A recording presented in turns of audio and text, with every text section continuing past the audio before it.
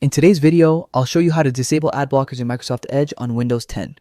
This is useful if you want to access full content on sites that require ads. Step 1. Adjust.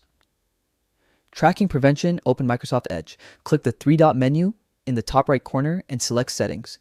Go to Privacy, Search, and Services. Tracking prevention. Choose Basic or toggle off tracking prevention to allow more ads.